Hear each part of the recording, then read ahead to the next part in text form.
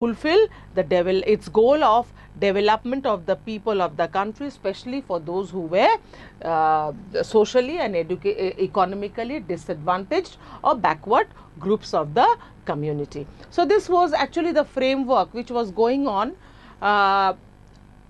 which was going on, that after India achieved its independence, these were the things which India would accomplish. But unfortunately,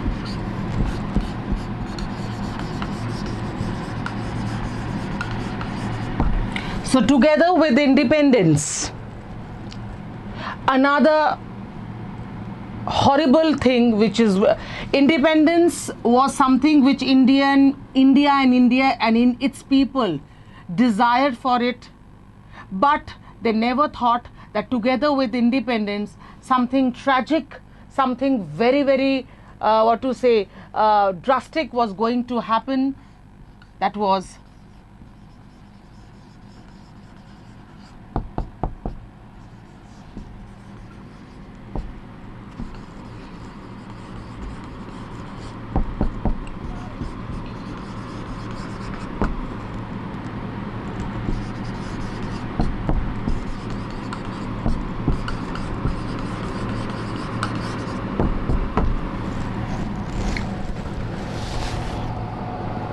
partition. Together with independence was going to come in one of the most tragic incidents which had ever taken place in the history of India, was actually the partition of British India into two nations. That is, one would be known as India and another would be known as Pakistan. So independence brought with it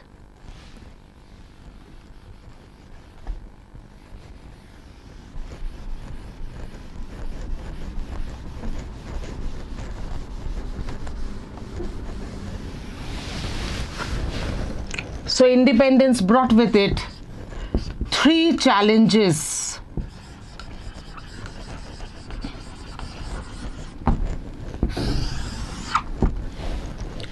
Three challenges before the leaders, before the country during the time of independence. Now, what were the three challenges which India confronted together with this particular event of independence, which India had long deserved or desired for? Now, the first challenge was what?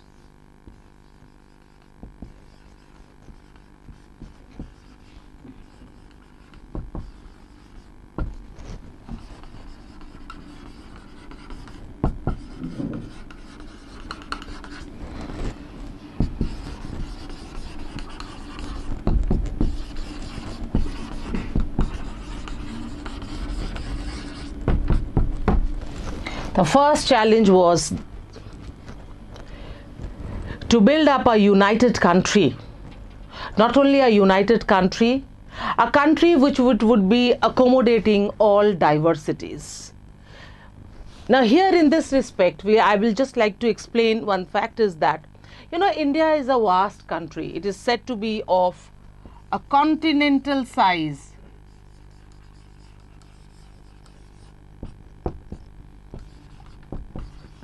Continental size means size of that of a continent, because there are continents which are quite equivalent to size to that of India. So a huge country, and not only that, not only in its territory expanse, India is also having huge diversities in it.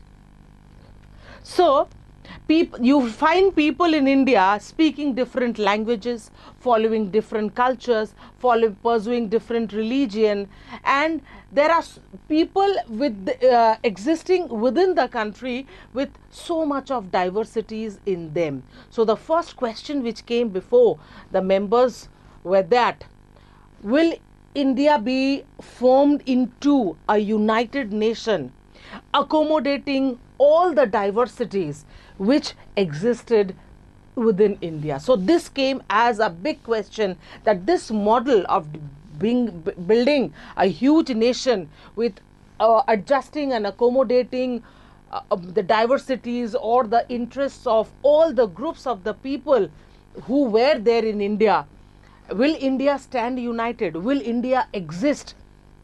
This was the greatest challenge in front of them. That because that time when the Britishers were ruling in India, there were so many groups of people living in different parts of the country, having so much of diversities in them. Not only diversities, they were having different aspirations, different expectations. So it was becoming quite, so this was a huge question in front of the members, the leaders of the nation, that will they be successful in creating a country which would stand united, accommodating all the differences which had existed or which were existing in the country. This was the big question, that even if they have created a model, they have created a united India, but how long will this exist? How long will they continue with this kind of a model, that is accommodating all the diversities which had existed within the country? So this came as a big challenge in front of them. Second was, India was to become a democratic country. As I've told you before, that India has faced 200 years of colonialism, 200 years of colonial exploitation, or imperial, they were under imperial rule.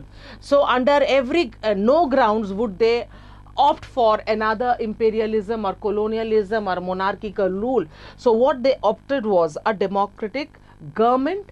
And in this democratic government, this democratic government would be a representative democracy. Representative democracy means that the people of the country who would be given the right to vote, people having right to vote, they would choose amongst them. That means they will vote for the candidates or the parties from amongst them, and those who are going to choose representatives, those who are going to form the government. Together with that, India had also would be adopting a parliamentary form of government. Parliamentary form of government. So here you see that India would be turning into a democratic country with a parliamentary form of government, and this democracy would be representative democracy, and it would give to its people certain fundamental rights, and among this fundamental right, one would be the right to vote. That means India would be having a democratic setup, and within this democratic setup would take up the political competition. And what was this political competition? Political competition was elections. That for what? Forming the government. As we all know that India was a constitution was being made by the Constituent Assembly, and it was completed by 26th of November 1949, that India would be having a democratic constitution, but this democratic constitution was not enough to give a democratic character to India, because it was clear that this political competition which would be going on within the country would be taking place within a political democratic system, and so in not a democratic constitution would not be enough. So what you have to make up is a completely democratic system had to be framed. So only having a democratic constitution was not enough, you had to have a democratic setup. This was the second challenge. And the third challenge was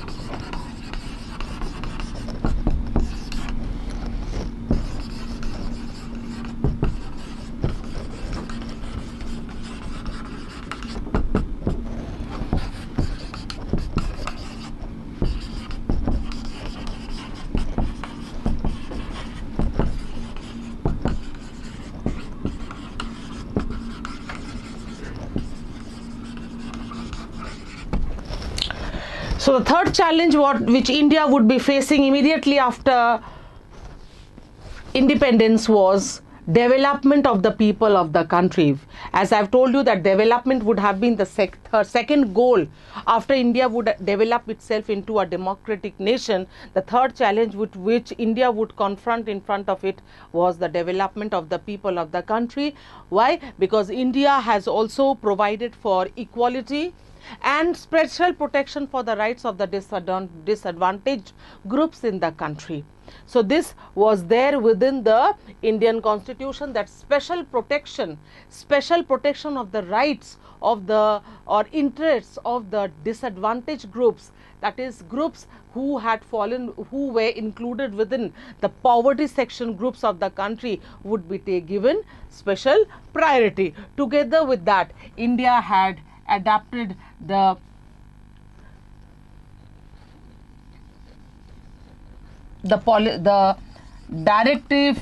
provision of directive principles of state policy for developing India into a welfare state. So India was, after independence, third challenge which would come in front of it was for the development of the whole country. And this, because India was having within its list of fundamental rights equality, right to equality, and special protection for all those people who belong to the disadvantaged groups, especially the poverty stricken people or the socially and educationally or economically backward groups. Special developmental measures should be taken for them, and together with that, India had also introduced the provision of directive principles of state policy, which was aimed at making India into a welfare state. So India had three challenges in front of it immediately after India had gained its independence from the British. The first challenge was that of building a nation, a unified nation, accommodating all the diversities in terms of language, culture, religion, whatever it existed within the country. Second was to not only to have a democratic country or a democratic constitution, but also to build up a thoroughly democratic setup. And the third one was what? For the goal of development especially not only for few sections of the people of the country, but for the whole of the country, especially the downtrodden of the country, those who belong to the disadvantaged groups or those who were poverty stricken groups, because India provides for right to equality as enshrined in its group of fundamental rights, and together with that it had also taken up the directive principles of state policy, which aimed at creating India into a welfare state. So these were the challenges. But in this chapter, the whole book, the second book which I was talking about, that is Politics in India Since Independence, it is actually, this whole book is going to be dealing up with all the three challenges which I have just now talked about. But in this particular chapter, that is Challenges of Nation Building, you can get from the name itself that we are going to deal with the first challenge, that is where India would be immediately after independence, India would be developed into a unified country, a united nation accommodating all the diversities. So in this chapter we will be dealing with the first challenge which the members or the leaders of the nation would be confronting with or combating with immediately after its independence.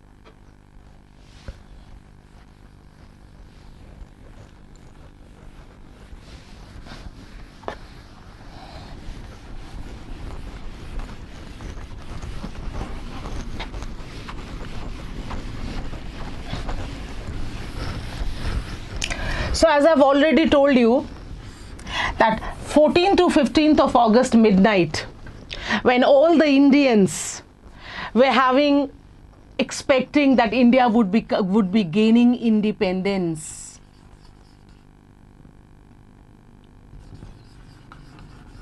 but together with this independence, another thing which was going to come and which would be like, going to be like something negative, something very destructive, something very miserable, something very like jinxed for the people of India, which was actually partition. The same day. And the most unfortunate thing was that, when partition was being planned, there were lakhs of people in India who were unprepared, who were unknown about this fact, that India, the so-called British India, is going to be divided into two separate nations. And unfortunately, this was said to be one of the most tragic incidents which the people of India has ever gone through.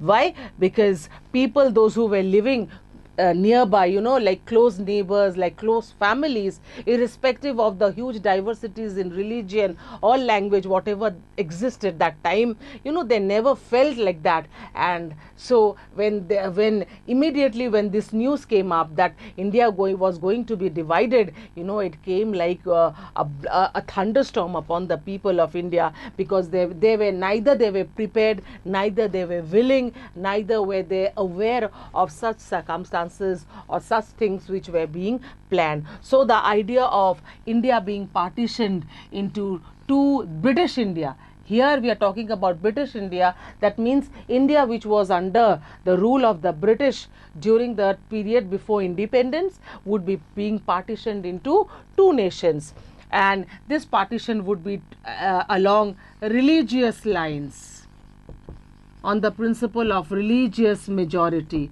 This partition would take place on the basis of religious majority, and this demand for partition was put forward by the Muslim League.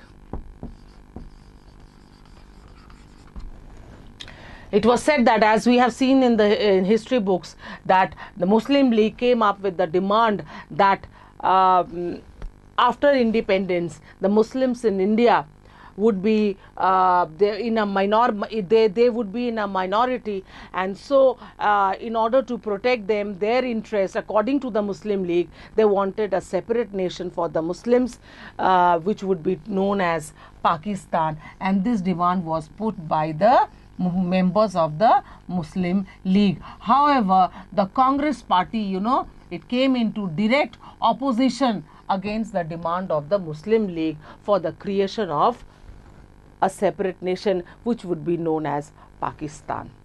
So this was a very unfortunate phase when independence, when this long desired independence was coming up, and together with that another drastic thing was coming up for the people. It was partition, and this partition as a demand was put forward by the Muslim League, because they felt that in undivided India the Muslims would be in a minority and their demands, their interest would be suppressed by the majority, and so they placed the demand for a separate nation. However, they came into direct confrontation because the Congress was not at all supporting this view, but unfortunately they had to do so.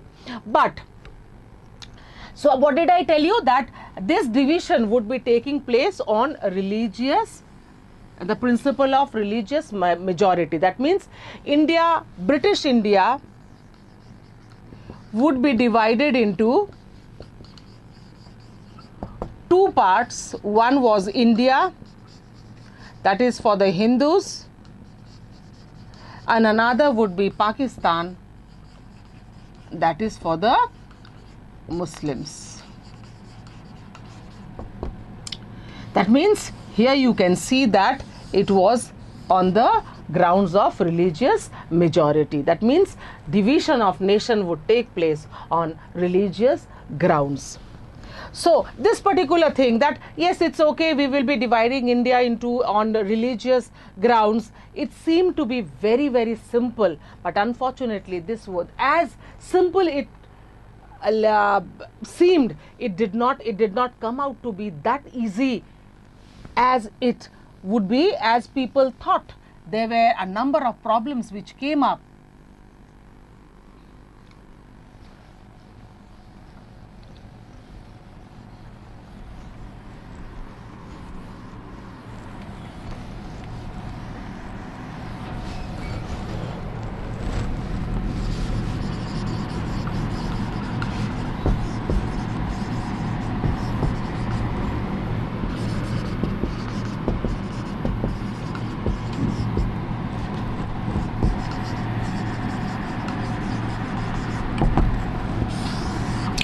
So as I've just told you that it was said that British India would be divided on religious ground. One would be belonging to the Muslims, that is Pakistan. One would be India, that is for the Hindus. So it's, as theoretically it seemed to be very, very simple, but in reality, in practice, it seemed to be very, very difficult. Why? There was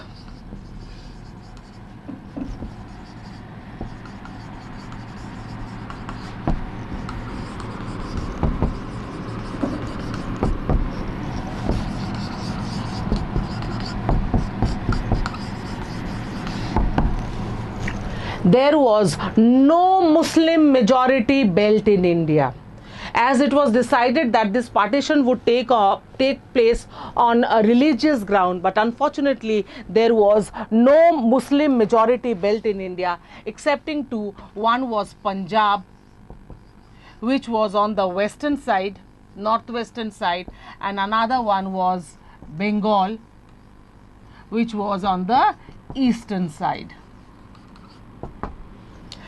So just imagine both the Muslim belts existing in two different parts of the country. So on the western part you have Punjab, which was going to be which was a majority belt for the Muslims, and another one was the Bengal, which was also another Muslim dominated region.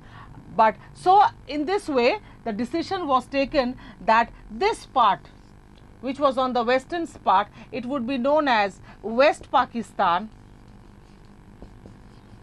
together with India in between, huge expanse of Indian territory in between, and this part, which was another Muslim dominated area, which was actually known as Bengal, it would be known as East Pakistan. Imagine of one country stretching at two different ends, and with another country, that is India, in between. This was more or less how it was going to be designed. This was one problem. That means when you are creating Pakistan, you are not getting it together, because it was going to be divided on religious ground. So it was in India, there were only two religious belts. One was Punjab, one was Bengal, and unfortunately they were on two different ends of the country. And second one was what?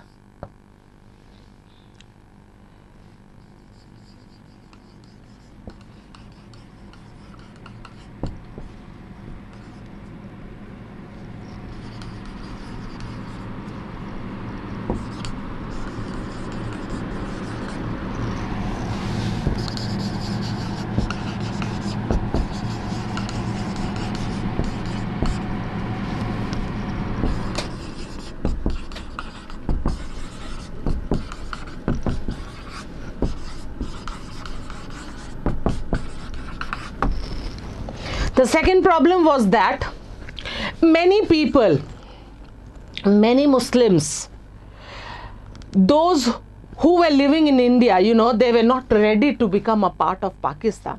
And one of them, whose name was very famous, you have heard about,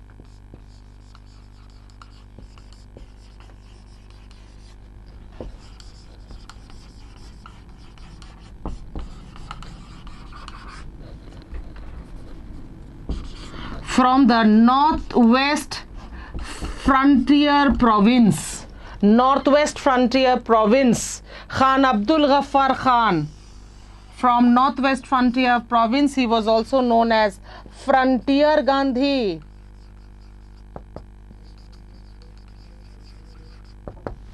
He was not ready.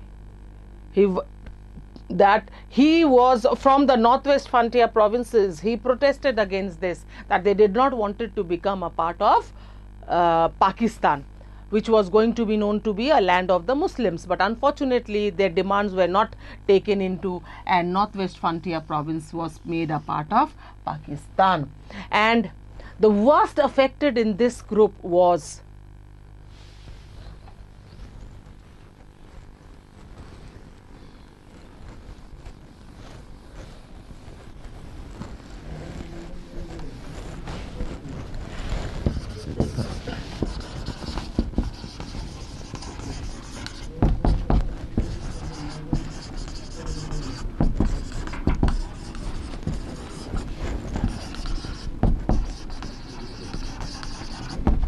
minorities on both sides of the border.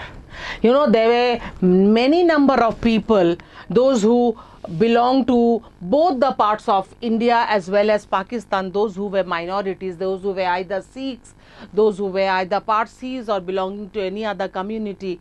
Now, to them, they felt like that we are part of which nation. Unfortunately, they were, even by 14th to 15th of August, when India was going to be divided, they had no idea that we belong to which nation, whether we are a part of India or whether we are a part of Pakistan, which part of the country we are going to belong, and which government is going to take up our responsibility.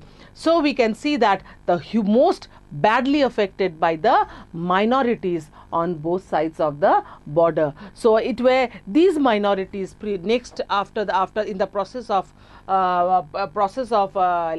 partition, you will come to see that how badly affected were the minority sections on both sides of the border, where the country where they have lived for so long, now they had become aliens in the country in a country in which their ancestors have lived for several of years, many decades, now they were becoming aliens in that country, and they were finding no permanent residence or a citizenship of a country to which they should belong. And these were the problems which had come before the people when a demand for a separate nation was being made for the Muslims of the British India, and a separate nation was going to be formed, which was going to be known as Pakistan. So in this particular part, like small questions, short questions can come to you, as I've told you that who was Khan Abdul Ghaffar Khan, or who was also privately known as Frontier Gandhi. And we'll talk about one more thing, is that the two nation theory. The two nation theory, it was put up by the Muslim League.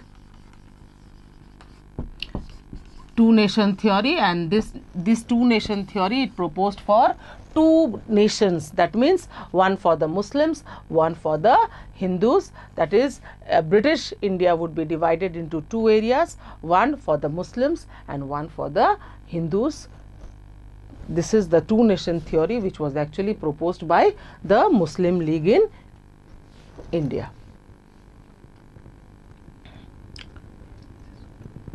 So we have seen that together with independence came up another very horrible picture for India, for the people of India during that time. You can understand that India was going through such a horrible phase, a turmoil, a chaos, violence, that when India was going to get its dream of independence, and accompanying it was the partition. So this phase of entire 1947 was actually a period of turmoil, violence, chaos amongst all the people of India, and those who have lived that time. It was a year which was really to be remembered by them, and it was a area of political instability, unrest and violence for the country. And in the next class I will start with the process of partition. Hope this has been helpful to you.